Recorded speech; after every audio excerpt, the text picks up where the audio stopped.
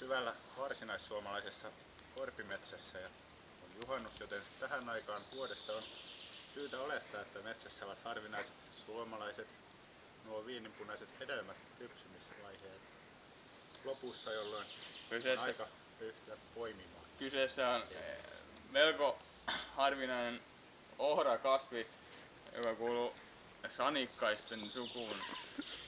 Ja on ympärivuotinen, monivuotinen kasvi ja siinä on erittäin vahvat vahamaiset lehdet. Hyvä. Täältä sitten näitä sylinterimallisia viininpunaisia erittäin kovapintaisia hedelmiä voi poimia hyvässä tällaisessa tummassa korpimetsässä, jossa pääosa kasvillisuudesta on juurikin kuusta, niin näitä kasvaa hyvin. Yleensä kasvavat tälleen niinku yksitellen, niin kuin täällä näitä yksilöitä on. Näin täältä. Poimia ei oo millään kiinni, ne pudottaa ne kasvit tuosta kiinnikkeestä, kun ne on kypsää. Viinin punaisuus on tärkeä, katso. Jaloissakin oli yksi täällä. Saatamme löytää myös oikein hyvin raakoja yksilöitä, jotta voimme näyttää miltä hedelmä näyttää. Ja yleensä kasvavat siis yksitellen tälleen näin kannon nokissa. Ja on tärkeää, että metsä on tarpeeksi vanha, jolloin löytyy vanhoja lahoavia kantoja. Ja puhdas naavaa pitää olla.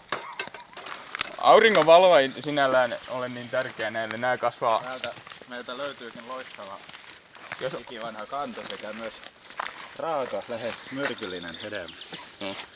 Näitä ei tule poimia.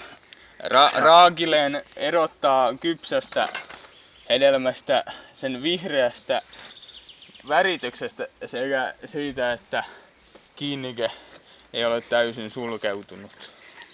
Nämä kuuluu jättää metsään.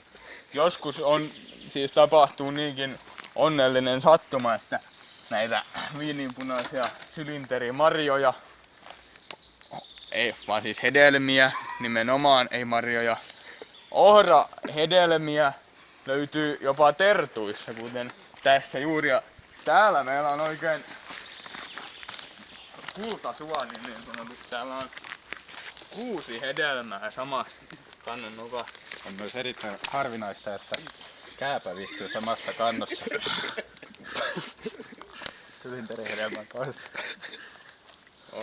Sillä sylinterihedelmä vaatii samoja kasvuolosuhteita kuin kääpä, eikä välttämättä saa tällöin tarpeeksi. Ja niin pitkälle kehittynyt tää sylinterihedelmä, että jopa jollaista erittäin tummasta multapitoisesta maa-aineksesta viimeinen käyttöpäivä tulee sylinterihedelmän pohjaan.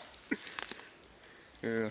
Hedelmähän on siitä hyvä, että oikeaan aikaan poimittuna se säilyy erittäin pitkään ilman pakkastakin. Kyllä. Ja hedelmää ei tulekaan pakastaa, vaan se säilyy parhaiten viileässä ja auringonvalossa suojassa. Ja on esimerkiksi kellarissa tai jääkaapissa. Mitä näistä nyt valmistetaan, niin voi käyttää ruoanlaittoon, mutta ehdottomasti suositun käyttötapa on nauttia sellaisenaan. Ja tuollaisena pienenä huomautuksena voinee kertoa myös sen, että näistä ankarista olosuhteista johtuen ja siitä, että nämä kasvit nimenomaan monivuotisina selviytyvät talven yli, niillä tapahtuu ruutanan tavoin alkoholikäyminen ja valmiissa marjoissa, sylinterihedelmissä onkin yleensä 4,5 alkoholitilavuusprosentista jopa yli 15% tilavuudesta alkoholia. Ja nyt meillä onkin täällä kori tässä hedelmiä ja valmiina nautittavassa. Ja tuolla on vielä yksi huomautuksen sana vielä, että alkoholista johtuen hedelmä ei sovellu välttämättä lapsille. Ja hedelmä sisältää myös runsaasti hedelmäsokeria, joten sen käyttöä kannattaa välttää, jos on esimerkiksi diabeetikko. On syytä huomioida, että samalla kertaa kun perheen aikuisväestö tulee keräämään näitä sylinterihedelmiä täältä korpimetsistä, niin lapset voi sitten kerätä kaiken maailman marjoja. Ja edelleenkin ketun leipä on suosittu tai yleinen kasvi näillä aloilla, missä näitä sylinterihedelmiä tavataan. Mennään nyt nauttimaan näitä pois.